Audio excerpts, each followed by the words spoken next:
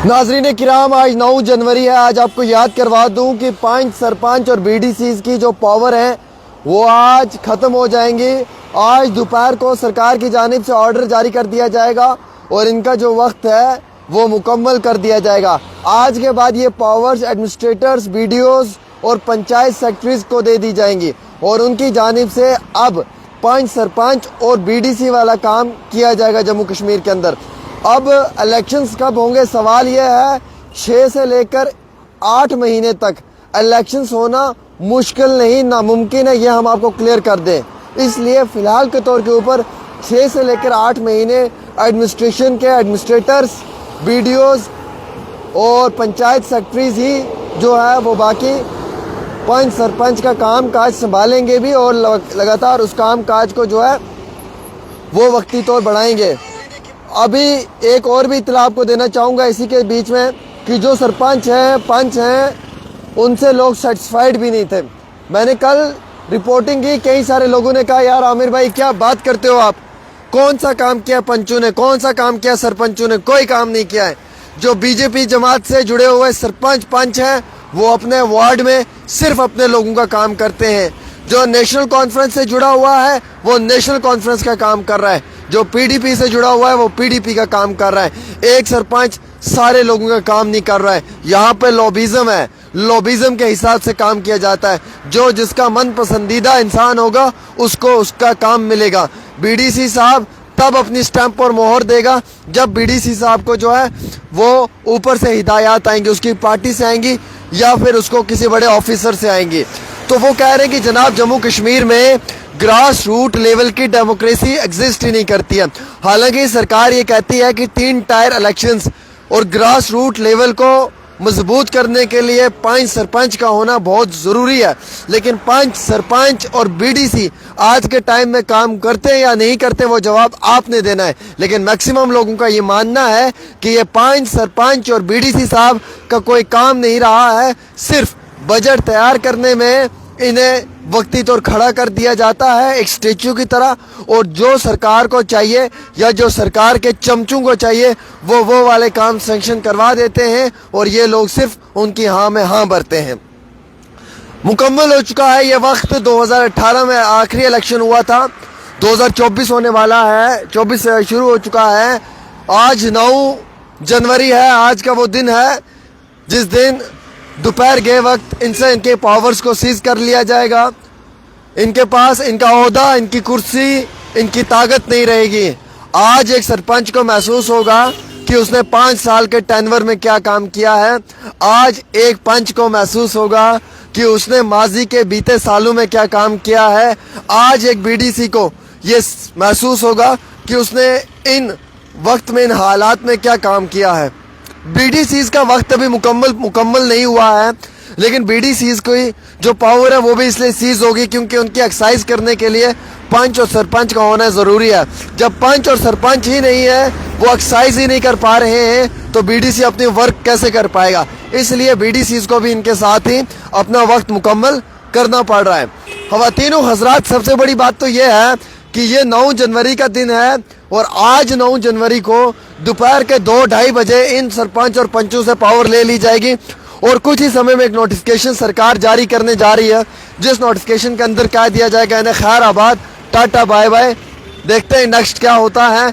लेकिन दोपहर 2-2:30 बजे जब ये नोटिफिकेशन शायद सरकार जारी करेगी, उसके बाद इन पंचों के पास, सरपंचों के पास कोई ताकत नहीं रहेगी और ये ताकत जो है ये ऑटोमेटिकली बाबू लोग के पास चली जाएगी। बाबू लोग मीन्स ऑफिसर लोग के पास, जिसमें कि एडमिनिस्ट्रेटर्स होंगे, जिसमें पंचायत सेक्रेटरीज होंगे और जिसमें वीडियोज होंगे।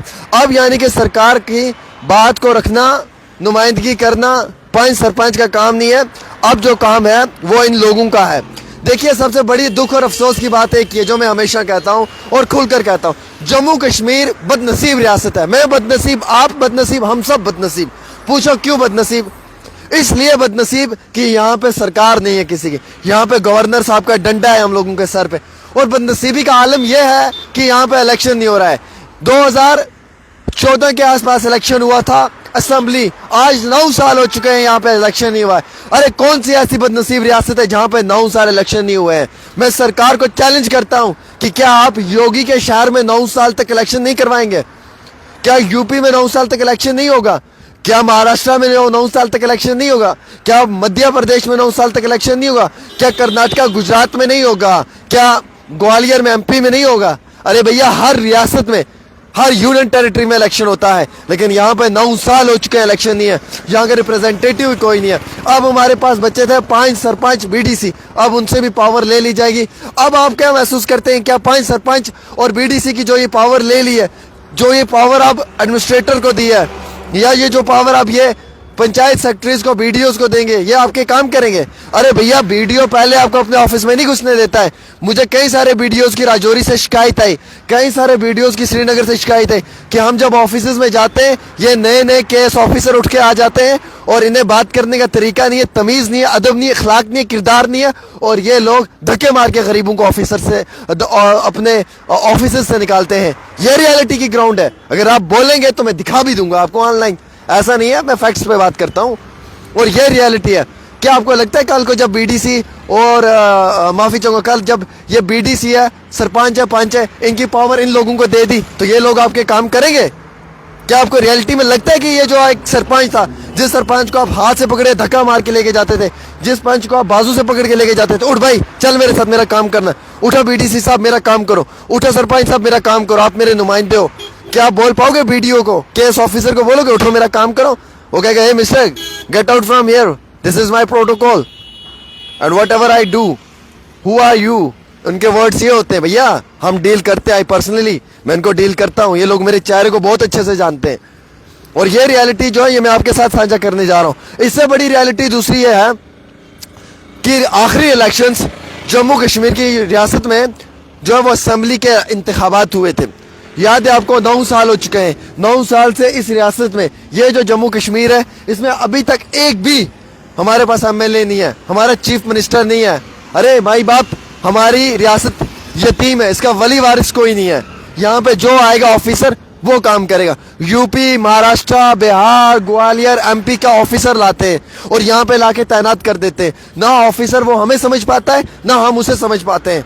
हम सलाम वालेकुम करते हैं, वो बोलता है वड़ा पाओ वड़ा पाओ, ना हम उसको समझ पाते हैं, वो भैया ना हमें समझ पाता है, क्योंकि वो बाहर के कल्चर का है। हमारे यहाँ के जो ऑफिसर्स हैं वो हमारे लिए तैनात नहीं किए जाते, जो हमें इसलिए हमारी लैंग्वेज को समझ पाए। अब हमारे कश्मीरी भाई, हमारे गुज्जर भाई जब किसी ऑफिस में जाते हैं, जब वहाँ पे कोई आईएएस आईपीएस ऑफिसर होता है, हमारी जो माँ है वो कश्मीरी में बात करती है गोबर में करनावन पनन काम, वो कहता है क्या माँ जी, हमको समझ नहीं आता, वो बात वहीं की वहीं रह जाती है। ये रियलिटी है। इस रियलिटी को कोई शेयर नहीं करेगा आप लोगों के साथ, जो मैं आपसे कर रहा हूँ। अब आज 9 जनवरी है, आज यूं एकदम से पावर सीज हो रही है और कुछ ही समय में इन सरपंच पंच की पावर सीज हो जाएगी। और जैसे ही पावर सीज होगी, एक नोटिफिकेशन जारी होगा। जैसे वो नोटिफिकेशन जारी होगा सामीन किराम, वो नोटिफिकेशन जारी होते ही ये ताकत सारी एडमिनिस्ट्रेटर को दे दी जाएगी। उसके बाद अल्लाह मेहरबान है कि पंचों के और सरपंचों के जाने के बाद क्या होगा। 28,000 वैकेंसीज को फिल करना है। सरकार के लिए एक बहुत बड़ा चैलेंज है। क्या ये हो पाएगा? नहीं हो पाएगा, ये सबसे बड़ी बात है। इसलिए आप सब लोगों ने भी इस पे अपनी राय जरूर देनी है। इसमें ये सब आप चीजों ने खुद बताना पड़ेगा। फिलहाल के तौर के ऊपर मैं सिर्फ इतना ही कहना चाहूंगा कि आप जितने भी मेरे देखने वाले भाई हैं, इस वीडियो को शेयर करें। अगर आपको लग रहा है मैं सच कह रहा हूं तो इस खबर को जरूर ज्यादा से ज्यादा लोगों तक पहुंचाने की कोशिश करें।